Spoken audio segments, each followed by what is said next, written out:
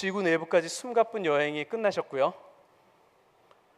이제는 다시 돌아와서 제가 한번 첫 시작할 때 던져드린 질문을 좀 정리해보자 합니다. 너무 난삽하게 나갔던 것 같은데 하나하나 한번 정리를 해보고 넘어가겠습니다. 제가 오늘 말씀드리고 싶은 요점, 이렇게 해야 될 것 같아. 그렇죠? 한국이니까.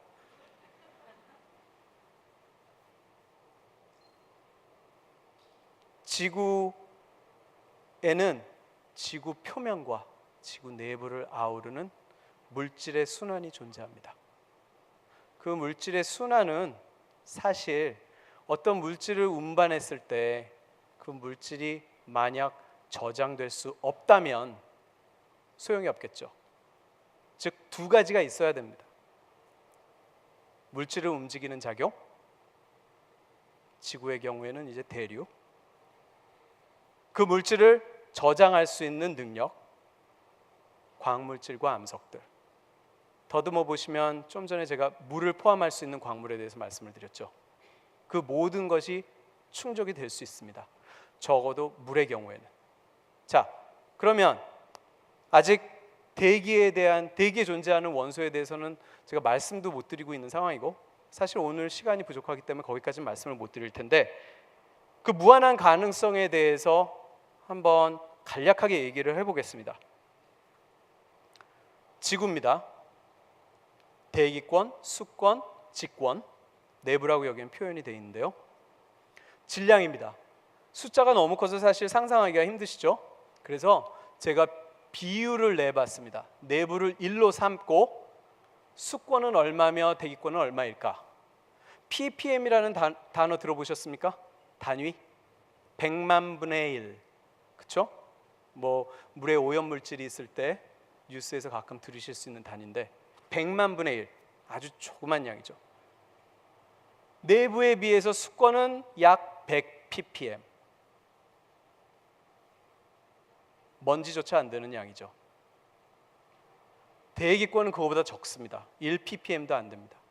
즉 무슨 얘기냐면 지구 내부에 존재하는 암석이나 광물질들이 대기 중에 존재하는 질소나 산소나 아니면 수권에 존재하는 수소나 이런 것들을 ppm 단위만 포함하고 있더라도 지구 표면에서 보실 수 있는 수권의 양과 대기권의 양과 맞먹는 양을 가질 수 있다는 겁니다. 무한한 저장소가 된다는 것이죠. 그러면 이 애니메이션을 다시 한번 보여드리겠습니다. 이 모든 것을 한번 아우르시라고. 중앙해령, 물질이 만들어집니다. 깊은 곳에 저장되어 있던 것들이 올라올 수 있는 것이죠. 대양지각, 물속에서 아주 오랜 시간 수권과 반응합니다. 새로운 물질을 만듭니다. 그리고 지표의 물질을 포함하게 됩니다. 그리고 마침내 섭입대에 다다라서는 지구 속으로 사라지게 됩니다. 하지만 사라지는 것이 아니라 다시 돌아옵니다. 순환. 본격적인 질문을 짚고 넘어가겠습니다. 먼저 경고드리고자 하는 것은 저에게도 답이 없습니다. 물의 기원. 물은 어디서 왔을까요? 생각해 보신 적 있나요? 수도꼭지에서 나오겠죠? 아니요. 그 수도꼭지 이전에 어디선가 왔겠죠? 그러면 물은 언제부터 어떻게, 왜 지구에는 물이 존재할까? 화성의 사진 보신 적 있습니까? 화성에 물이 있나요? 물이 있습니다. 화성에 물이 있습니다. 흙 속에 고체로 있습니다. 얼음. 하지만 지구에는 물이 액체로 존재합니다. 대단히 중요한 사실입니다. 생명이 지탱하기 위해서는. 근데 그 물이 어디서 왔을까요? 우리는 아직도 잘 모릅니다. 몇 가지 가설들은 있습니다. 근데 그 가설 중에 중요한 것은 뭐냐면 벌써 지구 내부에는 물이 있다는 것이 증명이 됐습니다. 그렇죠? 그리고 지구 내부와 지구 표면을 연결하는 연결고리가 있습니다. 순환계. 그렇다면 지구 표면에 있었던 물이 혹시 지구 내부로 사라지지는 않았을까? 유구한 지질학적인 역사를 통해서 45억 년, 대단히 긴 시간입니다. 그리고 충분한 시간이고, 아니면 물이 혹시 지하에서 올라오지는 않았을까요? 지하수 말고요. 산소의 기원. 지구의 역사는 45억 년입니다.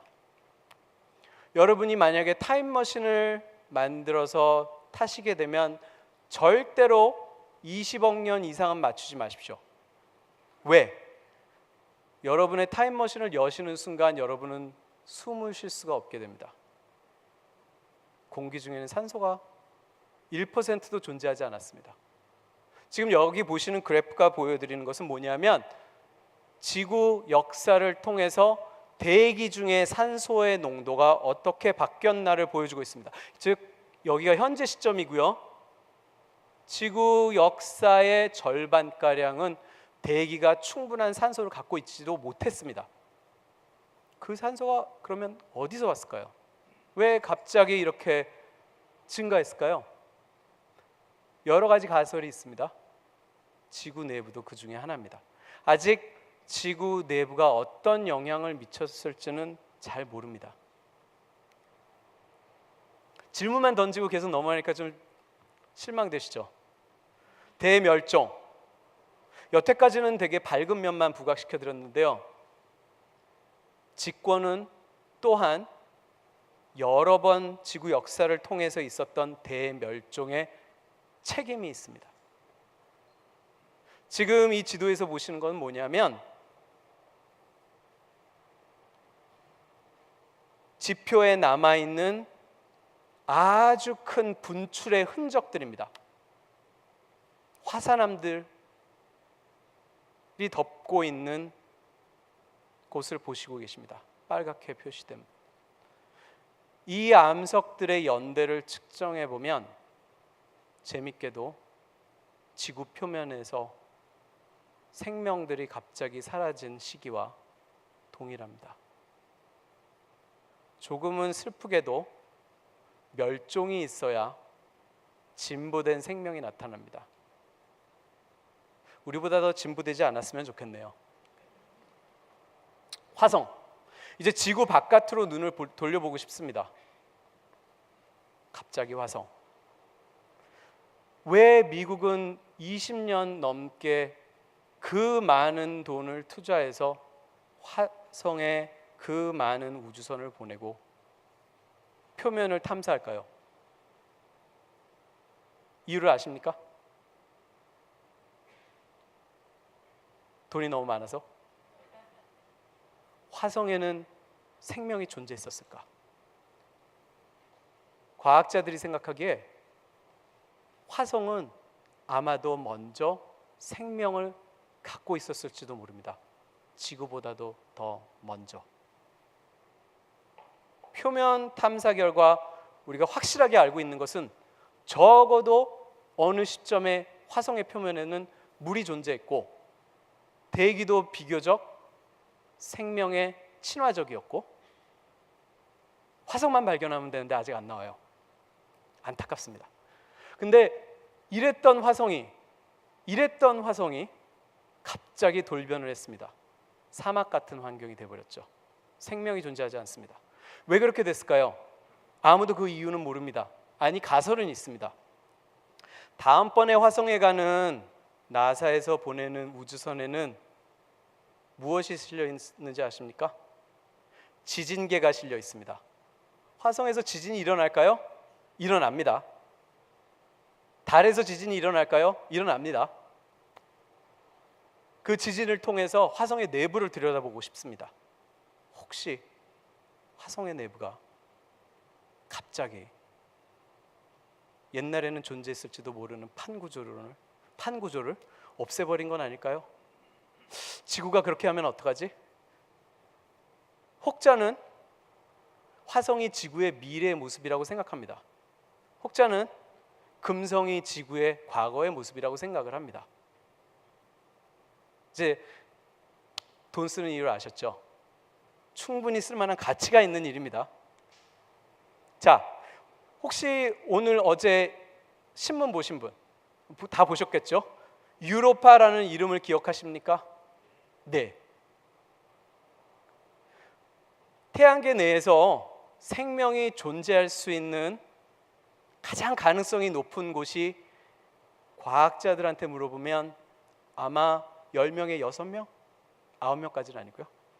아마 유로파라고 대답할 겁니다. 저도 그렇고요. 왜? 유로파는 태양에서 아주 멀리 목성 주변을 도는 달입니다. 햇볕도 우리만큼 따뜻하게 쬐이지 않고요. 되게 조그맣고요. 공기도 없습니다. 근데 왜 그럴까요? 유로파의 겉껍질은 거대한 얼음입니다. 그런데 유로파는 공교롭게도 목성 주위를 돌 때 원을 그리면서 돌지 않습니다. 타원을 그리면서 돕니다. 즉 무슨 얘기냐면 가까이 돌 때는 중력을 크게 받다가 멀리 돌 때는 중력을 약하게 받다가 유로파 자체가 끊임없이 변형됩니다. 이 변형 작용 때문에 유로파의 내부에는 그 얼음 밑에는 중앙해령이 존재하고 있지 않을까 하는 생각을 하고 있습니다. 중앙해령 기억나시나요? 거기 뭐가 있었죠? 생태계가 있었습니다. 나사가 가만히 있을까요? 2030년에 갑니다. 외계인을 볼 수 있을까요? 자, 이제 2 슬라이드만 남았습니다.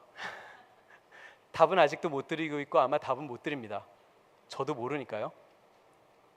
그럼에도 불구하고 저는 태양계 밖까지 한번 생각해 보고 싶습니다. 우리는 지금 어떤 시절에 살고 있냐면 천문학자들이 태양계 밖에 있는 행성들도 보고 있습니다. 발견하고 있습니다. 지금 보실 애니메이션이 뭘 보여드리고 있냐면 여기는 태양계입니다. 수성, 금성, 지구, 화성, 그리고 다른 원들도 보이시죠? 이게 뭐냐면 태양계 밖에 존재하는 행성계를 태양계 안에다 몰아넣고 한번 비교해 보십사 넣어놓은 겁니다. 저기 보이시는 행성의 크기들 지구에 비례해서 표시했습니다. 궤도들 지구에 비례해서 표시를 했습니다. 눈이 조금 아프실 텐데 어떤 것들은 무지하게 빨리 돌죠. 어떤 태양계 외 행성에 가시면 1년이 불과 하루일 수 있습니다. 좋을까요? 너무 빨리 늙을 것 같은데, 그렇죠? 여태까지 수천 개의 태양 외 행성이 발견이 됐습니다. 그 중에 상당수는 지구와 비슷한 환경을 갖고 있을 것이라고 생각되고 있습니다. 흥분되지 않으세요? 가능성은 높아지고 있습니다. 하지만 우리가 지구를 이해 못한다면 얼마나 알 수 있을까요? 지구는 항상 우리의 시작점입니다. 자, 이제 제가 시작했던 질문으로 돌아왔습니다. 지구는 어떻게 생명이 존재할 수 있는 환경을 갖게 되었나? 제가 답을 드렸나요? 죄송합니다. 하지만 제가 답을 드릴 수 없는 상황임에도 불구하고 이 주제를 말씀드리고 싶었던 이유 중에 하나는 뭐냐면 저희가 지금 단서를 갖고 있고 단서를 쌓아가고 있고 빨리 발전하고 있습니다. 얼마나 걸릴지는 모르지만 하루하루 1년 1년이 이 질문의 답을 찾을 수 있는 시기가 다가오는 것을 느끼고 있습니다. 그래서 여러분과 나누고 싶었고요. 이런 공부를 연구를 하는 사람도 있다. 지질학이 단지 길가에 던져져 있는 암석을 보는 것 그 이상이라는 거 한번 말씀을 드려보고 싶었고, 이런 지식의 발전에 대해서 여러분과 공감하고 공유하고 싶었고, 저희들을 지켜봐 주십사 부탁드리고 싶었고, 격려해 주십사 부탁드리고 싶었고, 저희가 하는 일이 가치 있는 일이라는 것 보여드리고 싶었고, 마지막으로 제가 감히 생각하건대 만약에 저희가 이 질문에 답을 할 수 있다면 우리 인간의 지식이 아마 한층 더 높아지는 거 아닐까요? 단지 한층 높아지는 것이 아니라 아주 많이. 그리고 외계인이 있을까? 우리는 혼자일까? 그런 질문에 답할 수 있는 기회가 그만큼 더 많아질 거라고 생각을 합니다.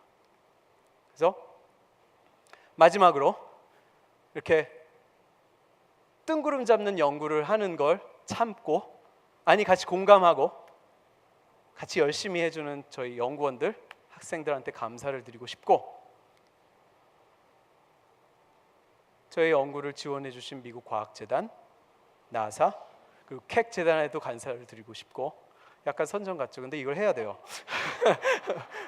그리고 이 모든 시리즈를 완성해 주신 이강근 교수님, 저를 그래도 고맙게 생각해 주신 이강근 선생님, 지금 프랑스 출장 중이신데 저를 여기다 심어 놓으시고 그분은 도망가셨어요. 다시 돌아오신대요. 그리고 김수현 팀장님, 그리고 시간 내주셔서 경청해 주신 여러분께 감사드립니다.